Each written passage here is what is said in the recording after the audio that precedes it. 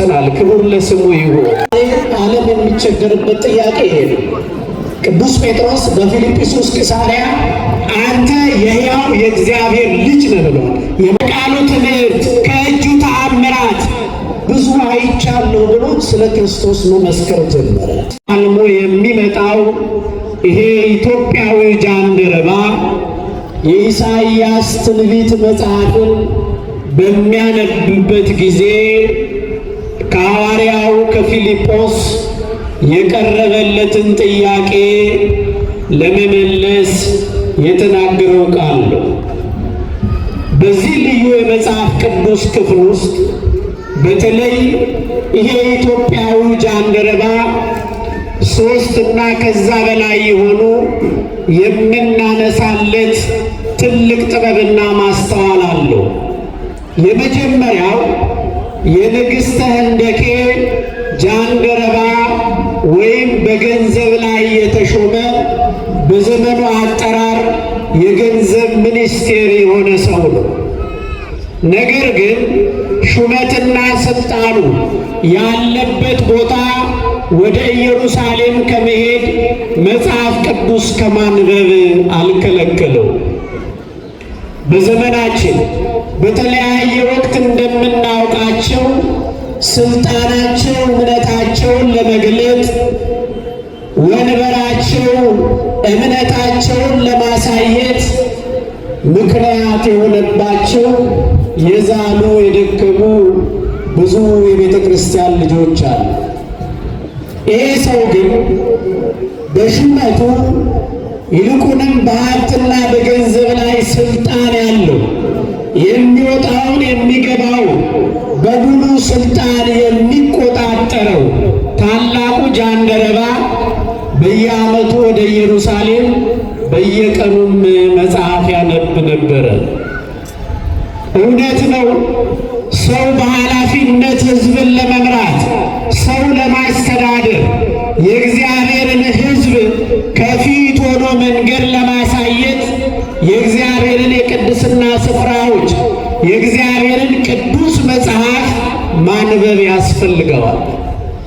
ስለዚህ በመካከለኛም በተለያየ የስልጣን እርከንና ወንበር ያላችሁ እግዚአብሔር በሀብትና በስልጣን ላይ የሾማችሁ ከዚህ ጃንደረባ ሕይወት እንድትማሩ እንድንማር መድኃኔዓለም ይፍቀድልን። ሁለተኛው ይሄ ታላቅ ሰው ከኢየሩሳሌም ሲመለስ በጀልባ ላይ ሆኖ የኢሳይያስን መጽሐፍ ያነብ ነበረ። በተለይ ይሄ ታላቅ ክፍል ትንቢተ ኢሳይያስ ምዕራፍ 53 ቁጥር 7 ላይ የተገለጠውን ይሄ ክርስቶስ መከራ የተቀበለበትን መከራ ያየበትን ታላቁን ቃል ያነብ ነበረ ይላል። በዚህን ጊዜ እግዚአብሔር መንፈስ ቅዱስ ፊልጶስን በመንፈስ አነሳስቶ ወደዚህ ጃንደረባ ላከው። ወደ እርሱም ቀረበ። በውኑ የምታነበውን ታስተውላለህ ታውቃለህ ብሎ ጠየቀው። አሁን እያነበብክ ያለው አሁን በትንቢተ ኢሳይያስ ይሄ የቁስሉን ጉዳይ የመከራውን ጉዳይ በሚሸልቱት ፊት በሚወጉት ፊት አፉን ያልከፈተ እውነተኛ በግ የሚለው ቃል ታስተውላለህ ብሎ ጠየቀው ይላል። ይህ ታላቅ ሰው እግዚአብሔር ቅዱሱን መጽሐፍ የሚገልጠው በትህትና ለሚቀርብ ሰው ነው። በምን ለሚቀርብ ሰው ነው? መልሱልኝ። በምን ለሚቀርብ? በትህትና። በዘመናችን መጽሐፍ ቅዱስ ራሳችን አንብበን ራሳችን ተርጉመን ኩላሊት ባመላለሰው በስጋዊና በደማዊ ጠባይ እናውቃለን የሚሉ ብዙ ሰዎች አሉ። እነኚህ ሰዎች ጃንደረባውን ይመልከቱት። ጃንደረባው ይሄን የመጽሐፍ ቅዱስ ክፍል እያነበበ ፊልጶስ መጥቶ ሲጠይቀው ይሄ የምታነበውን ነገር ታውቀዋለህ ታስተውለዋለህ ብሎ ጠይቆታል። አንዱ ሰው መጽሐፍ ቅዱስ ጥቅስ ለመያዝ ለመከራከር ለመሟገት ከሚፈጥንበት መጠን ይልቅ ለመጠየቅ የዘገየ ነው። እግዚአብሔር ልባችንን ይመልስልን። የሚጠይቅ የለም። ይህን ማድረግ አልችልም የሚል የለም። ይህ ጃንደረባ ግን ጥያቄው ከሐዋርያው ፊልጶስ ሲመጣ ቅድም ሁላችን የመሰከርነውን ቃል ተናገረ። የሚመራኝ ሳይኖር ይህን ማድረግ ይቻለኛልን? የሚመራኝ ያስፈልገኛል፣ የሚተረጉም ያስፈልገኛል፣ ምስጢሩን የሚያሳየኝ ያስፈልገኛል። ለዚህ ነው በተለይ ቅዱሳት መጻሕፍት ሲጠኑ በቤተ ክርስቲያናችን ልማድ በትሕትና ለቀረበው መንፈስ ቅዱስ ይገልጥለታል። እስቲ በትሕትና ለቀረበው መንፈስ ቅዱስ ይገልጽለታል። ልብ በሉ። የዚህ ሰውዬ ትሕትና እያነበብኩት ነው፣ ቃሉን ፊደሉን አውቃለሁ የሚለው እንደዚህ ነው ብሎ አልተከራከረም። ምን የሚለኝ አለ? የሚመራኝ ሳይሆን አይደለም አልችልም ይሄን ማድረግ፣ የሚመራኝ ያስፈልገኛል። ስለዚህ የሰውዬ ትሁት ስለነበረ ትሕትናው ሁለት ነው።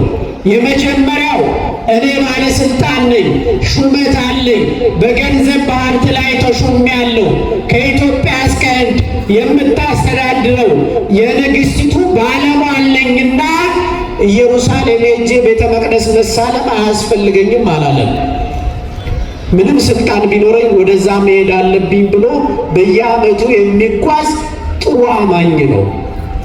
ይሄ ብቻ አይደለም፣ መጽሐፍትን እያነበበ ነገር ግን የሚመራኝ የሚተረጉም ያስፈልገኛል ብሎ የተናገረ የትሕትና ባለቤት ነው።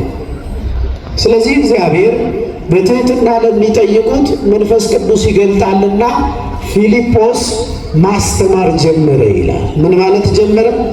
ያስተምረው ጀመረ። እንዲህ አለ። አሁን ይሄ የምታነበው የምታየው አሁን ጥላ ነው።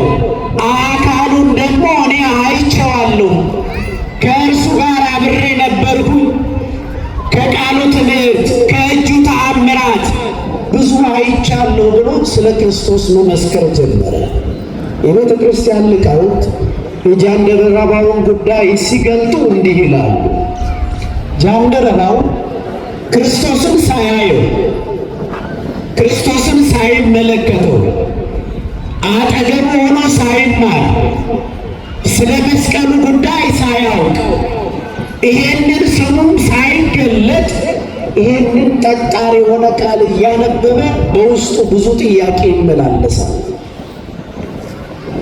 እኛ እንኳን ስለ ስሙ ሰምተን ሁልጊዜ ተነግረን መነገር ብቻ አይደለም፣ የቀራንዮውን ፍቅር በየዕለቱ እያየን እናዝናለን።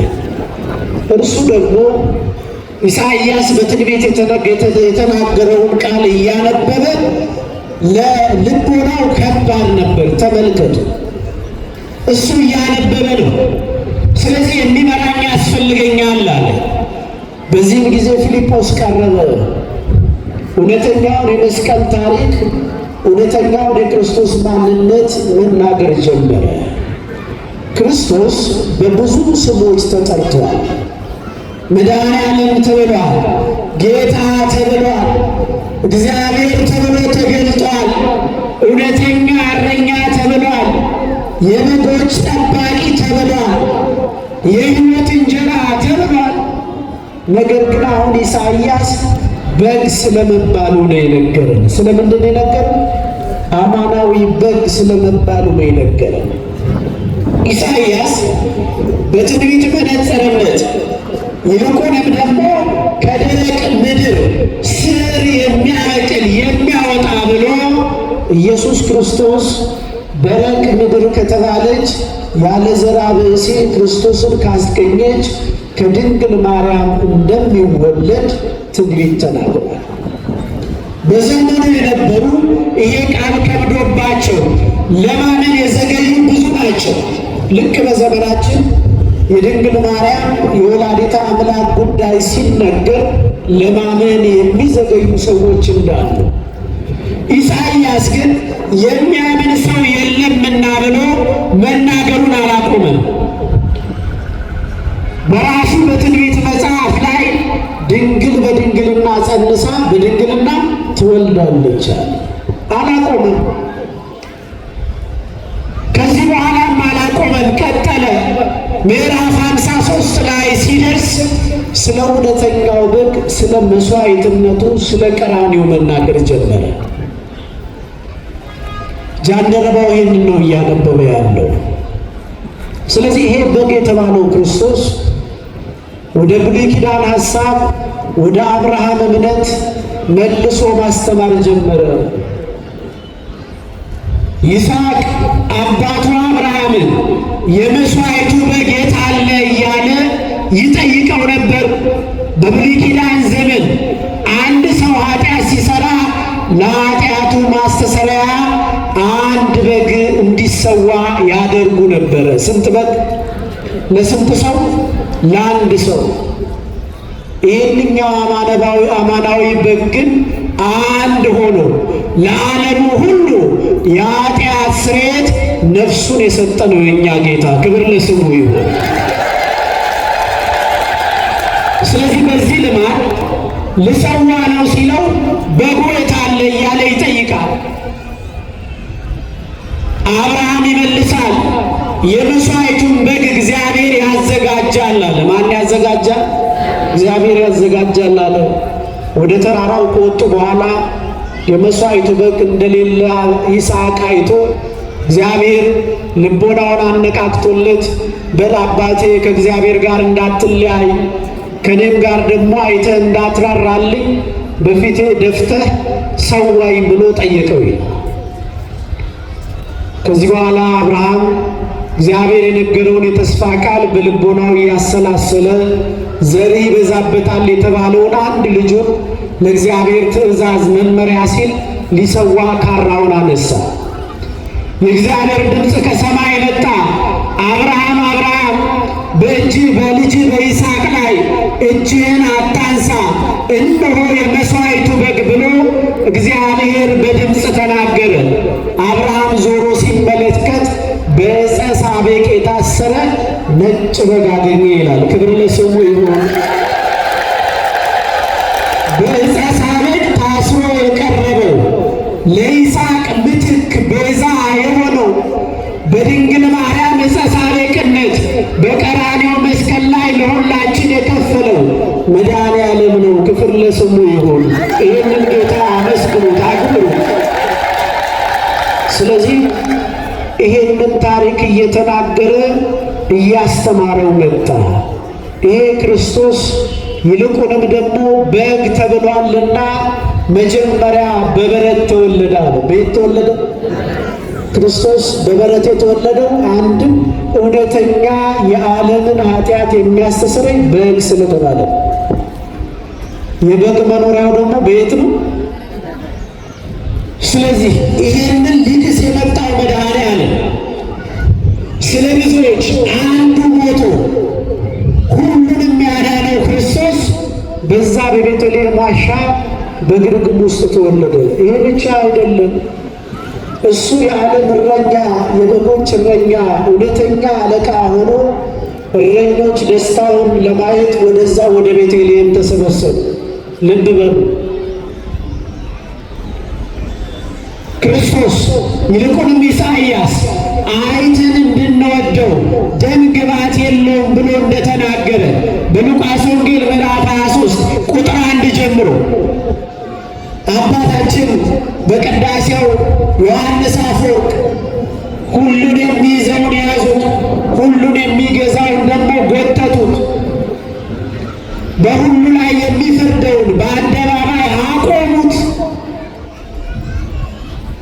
አዳምን የፈጠሩ እግሮች ወዮ በመስቀል ቀኖት ተጨነገሩ። የሕይወት እስትንፋስ እፍ ያለ አፍ ከሐሞት ጋር የተቀላቀለ የሚቆመጥጥ መጻጻን ጠጣ እያለ ተናገረ። ስለ ሞት አጥንቶቹ ስለተቆጠሩ ሥጋው አልቆ አጥንቱ ብቻ ስለቀረ ኢሳይያስ በሩቅ ተመልክቶ አይተን እንድንወደው ደምግባት የለውም ማለት። ደምግባቱን አጥቶ ለእኛ ደምግባቱን የሰጠን መድኃኔዓለም ስሙ የተመሰገነ ይሁን። ይህንን የምንመሰክርበት ዕለት ነው። የእግዚአብሔር ልጆች ቤተ ክርስቲያን ክርስቶስን አትገልጠውም ለሚሉ ሰዎች ክርስቶስን እንዴት አድርጋ እንደምታሳየው በየወሩ በየቀኑ የምንመሰክርበት ቀን ነው። ስለዚህ በዚህ አንጻር እየተረጎመለት መጣ። የመስቀሉን ጉዳይ ይነግረው ጀመረ። የጃንደረባ ጥያቄ አላቆመም። በትህትና ይህንን ለመረዳት መሪ ያስፈልገኛል አለ። አሁን ደግሞ ሲናገር እንዲህ አለ። መጽሐፉ የኢሳይያስ የትንቢት መጽሐፍ ነው። አሁን የተባለው መከራ የሚደርስበት እንደሚታረድ በግ ዝም የሚለው፣ ሲሞቱት የማይናገር፣ ሲገርፉት ጸጥ የማይል፣ ሲሰቅሉት ይልቁንም መከራ ያላመጣባቸው ኢሳይያስ ነው። ማን ነው አለው ጠየቅ። የእግዚአብሔር ልጆች በየሁኔታው እንድትጠይቁ እንድትመረምሩ መድኃኔዓለም ያግዛችሁ። አንዳንድ ጊዜ ሰው የተጫነበትን ብቻ ነው የሚቀበል። ያነበበው ፊደሉን ብቻ ነው የሚያየው። ሊቃውንት ፊደል ይገላል፣ ትርጉም ደግሞ ያድናል ብለዋል። ማን ያድናል? ትርጉም ያድናል። ጃንደረባው ወደ ኢሳይያስ መጥቶ ይሄ የሚደርስበት ኢሳይያስ ነው ብሎ እንዳይረዳ ኢየሱስ ክርስቶስ መሆኑን የነገረው ፊልጶስ ነው። ስለዚህ እኛም በጥያቄዎቻችን በትህትና ቀርበን መንፈስ ቅዱስ ለችግራችን መፍትሄ እግዚአብሔር በቸርነቱ ያድለን። ይሄንን የምናውጅበት ዕለት ነው። ስለዚህ ጠየቀ። ይሄ እየደረሰበት ያለው ኢሳይያስ ነው ማን ነው ብሎ ጠየቀ። ይሄ ጃንደረባ ስለ ክርስቶስ ማንነት ነገረው ይላል። ይሄ ክርስቶስ እኛ ሐዋርያቱ ስንከተለው ይልቁንም ደግሞ በምድረ በዳ የሚጮህ ሰው ድምፅ በተባለው መሰረት አማናዊ ቃል ይባላል። ቃል ተብሎ ተጠርቷል። ያ ቃል ደግሞ ሥጋ ለብሶ በጠባብ ደረት በአጭር ቁመት ተወስኖ ያየነው በድንግል ማርያም ነው። ክብር ለስሟ ይሁን። በድንግል ማርያም ይህን ከነገረው በኋላ ይሄ ታላቅ ጌታ ዛሬ በተለይ የአልዓዛር የዕረፍቱ መታሰቢያ በዓል ነው። የማን አልኳችሁ? የአልዓዛር የዕረፍት መታሰቢያ በዓል ነው ዛሬ።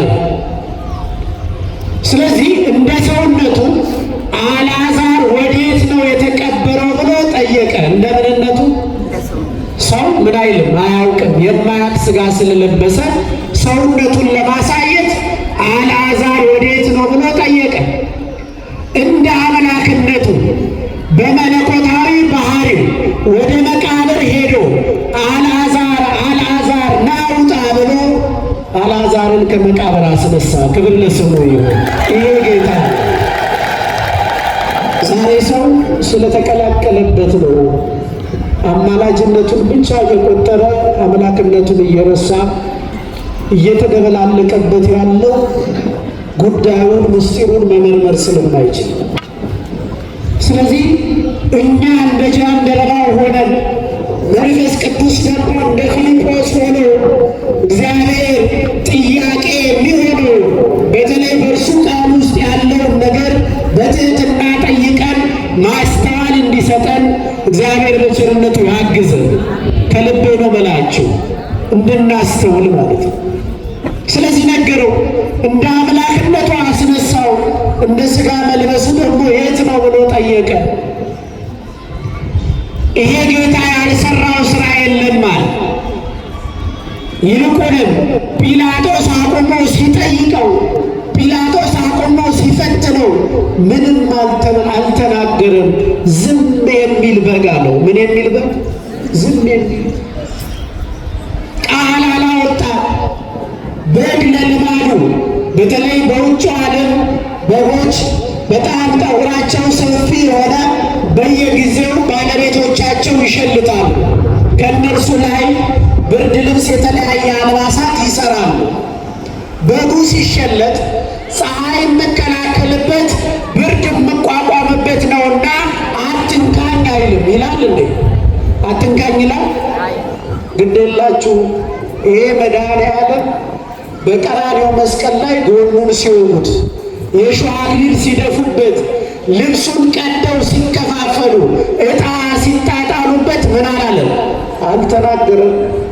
እርሱ ራቁቱን ሆኖ እኛ ለብሰናል። ክብር ለስሙ ይሁን። እሱ ማንነቱን አይቶ እኛ ከብረናል። ስለዚህ ይሄንን እየተረጎመለት መጣ። የእግዚአብሔር ልጆች ይሄ መድኃኔዓለም ነው አለው። ይሄ ብቻ አይደለም። በግ ወደሚታረድበት ቦታ የሚያርደው ሰው ይዞት ሲሄድ ቢላዋ ይዘሃል፣ ገመድ በእጅህ አለ፣ ልታርደኝ ነው ብሎ አይናገርም። መድኃኔዓለምን መስቀል ተሸክሞ ያንን ረጅሙን የቀራንዮ ምዕራፍ እየወደቀ እየተነሳ መስቀል ተሸክሞ እንደሚሰቀል እያወቀ የሚሰቀልበትን ያንን በብሉይ ኪዳን የበደል ኃጢአት ምልክት የሆነው የመርገም መገለጫ የተባለውን መስቀሉን ተሸክሞ አልተናገረም። ስለዚህ ኢሳይያስ በሚሸልተው ፊት የማይናገር በግ ማለት እርሱ ነው ብሎ ተረጎመለት። እወቀው መድኃኔዓለም ነው እርሱ እያለ ተረጎመለት፣ ነገረው፣ አስረዳው። ስለዚህ እርሱ ግን እንደሌላው ይለያል። አሁን እንዳለው በተፈጥሮ እንዳሉት በጎች ዝም ብሎ የሚቀር አይደለም። ዝም ብሎ ታግሶ ችሎ በዝምታ ውስጥ የሚያድን ነው አለ። በምን ውስጥ የሚያድን? እስከ መስቀል ድረስ ታግሶ ቃል ከአንደበቱ ሳይወጣ ይሄን ለምን ታረጉብኛላችሁ ሳይል ዓለምን የአዳምን በደል ነፃ ያደረገ መድኃኔዓለም ነው። ክብር ለስሙ ይሁን።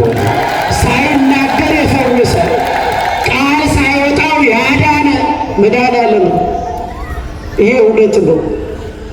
ብዙ ሰዎች ቃል አውጥተው አንድ ያክማሉ፣ በሌላ መልኩ ደግሞ ይጎዳሉ።